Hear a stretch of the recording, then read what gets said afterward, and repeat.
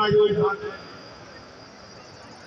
हमारे बच्चे, इनके अंदर कला भी है, इनके अंदर प्रतिभा भी है, इनके अंदर कौशल भी है, मगर कहीं ना कहीं हर सुविधा देने के बावजूद भी सरकार इनको ड्रेस भी मुहैया कराती है, जूते मोजे भी देती है, इनको भोजन, इनको दूध दिया जाता है, और सारी सुविधाएं देने के बाद भी हमारे बच्चे, इनके गार्जियन इन बच्चों के साथ कहीं न कहीं भविष्य के साथ खिलवाड़ करते हैं।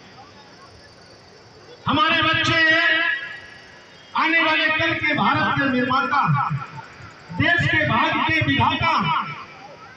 सरकार इतनी सुविधा, इतनी खर्चा करती है, यही बच्चे अगर प्राइवेट स्कूलों में पढ़ते हैं और जहां हम उसके लिए फीस देते हैं, सारा पैसा अपने जेब से खर्चा करते हैं, वहां बच्चों के ऊपर निरंतर निगरानी करते हैं।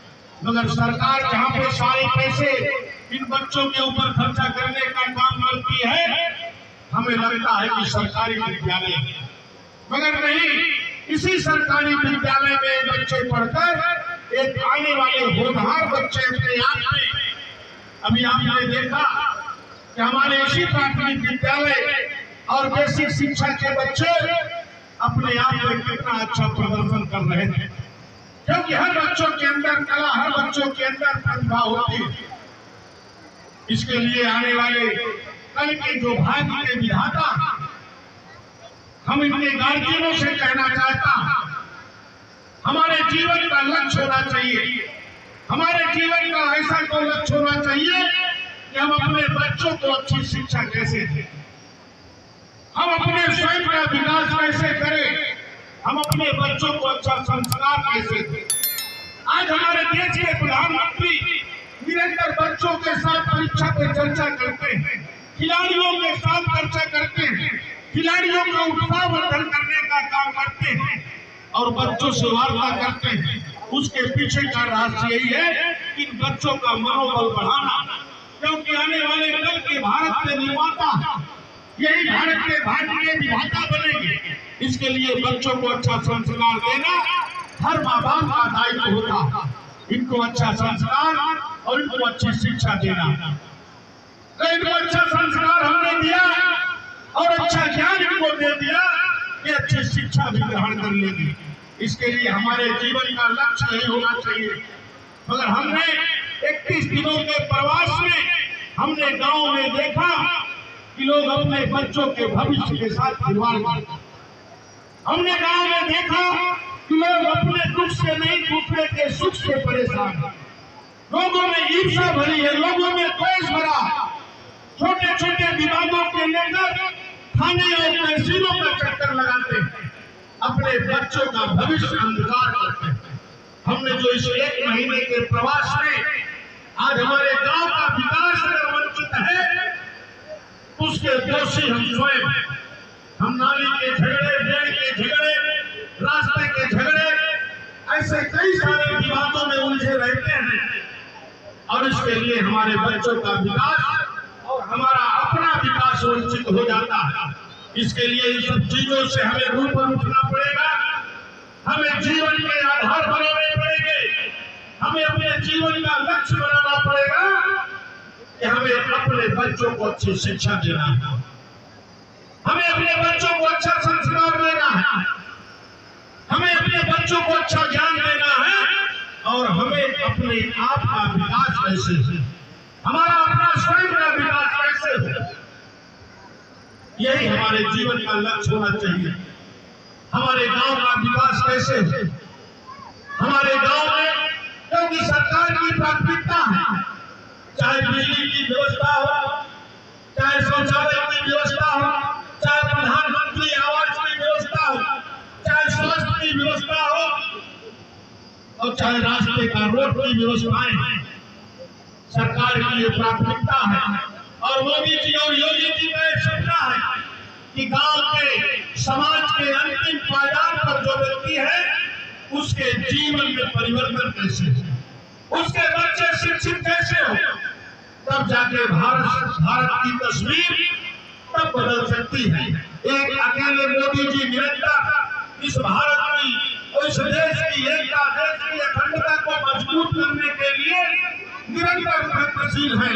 मगर जब तक हम अपने आप को नहीं बदलेंगे, हम अपनी सोच को नहीं बदलेंगे, हम अपने विचार को नहीं बदलेंगे, तब तक हमारा गांव चौमुखी विकास नहीं हो सकता। हमें शहर की सोच गांव में लाना पड़ेगा, तब जाके हमारा गांव प्रगतित होगा। आप देखिए, लोग अपने बच्चों को अच्छी शिक्षा देने के लिए गांव से निकलकर शहर जाते हैं और 10 बाई 10 के घर को भाड़े पर लेकर अपने बच्चों को अच्छी शिक्षा देने का काम करते हैं। उनको मालूम है कि गांव में हमें बच्चे शिक्षित नहीं हो जाते हैं, इनको गांव में अच्छा संस्कार नहीं मिल सकता। अगर आज हमारा जीवन अपना अंधकार है तो हमें स्वयं को अपने आप को झांकना पड़ेगा कि आज हमारी बहनें अगर शिक्षा का अभाव नहीं होता तो अपना परिवार अच्छे से पालन पोषण करती।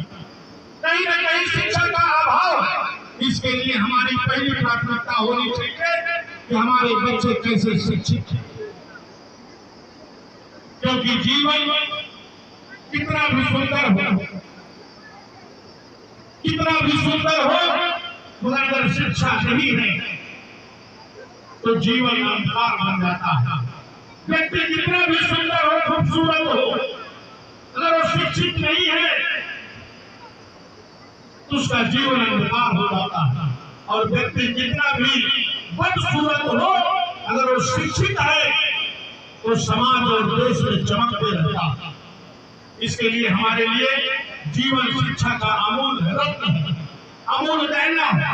यहाँ पर उपस्थित हमारे इंटरमीडिएट के बच्चे इब्राहिमी उत्पन्न हुए हैं, इनको भी अगले भविष्य के बारे में इनको फैसला लेना है और इनको फिर विश्वास के साथ फैसला लेना है। हमें अपने जीवन में करना क्या है, हमारे अपने जीवन का लक्ष्य क्या है, क्योंकि जब तक हमारे मन में फिर विश्वास नहीं होगा हम अपनी मंजिल को प्राप्त नहीं कर सकते।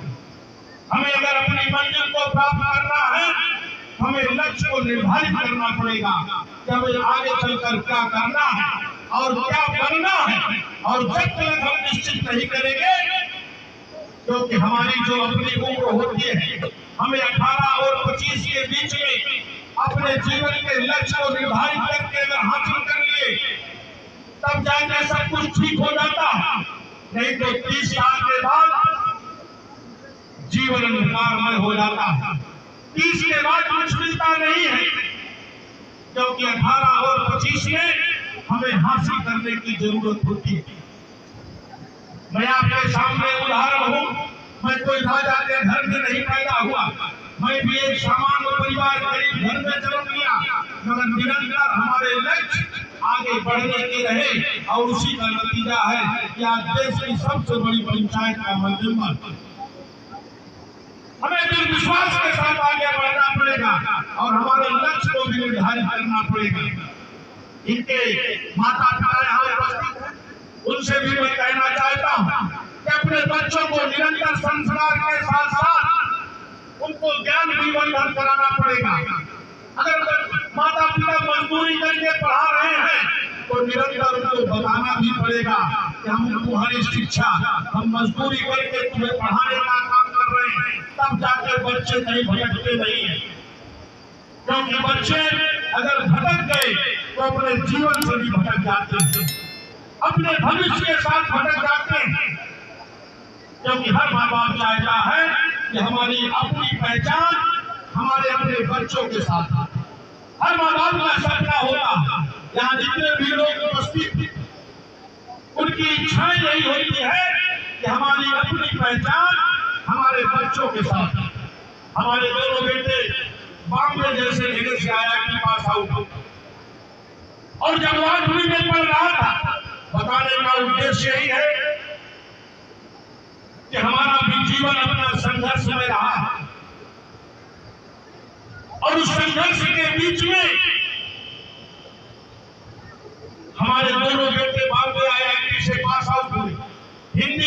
से पढ़कर मेरी बेटी बॉम्बे का सबसे बड़ा अस्पताल जसलोक में, मैं अपने बेटे से भी बात कर रहा था। कभी मैं बात करता हूँ उससे मैं पूछता हूँ कि भाई एज मेंबर ऑफ पार्लियामेंट के नाते तुम हमारी पहचान नहीं बताते हो, तो मेरा बेटा कहता है कि पापा मैं तो खुद ही अपने आप में पहचान हूँ। आपकी पहचान की क्या आवश्यकता है? तो हर माँ बाप चाहता है कि हमारी पहचान अपने बच्चों से हो, मगर बच्चे कहीं न कहीं भटक जाते हैं, इसके लिए उनका जीवन भी भटक जाता है।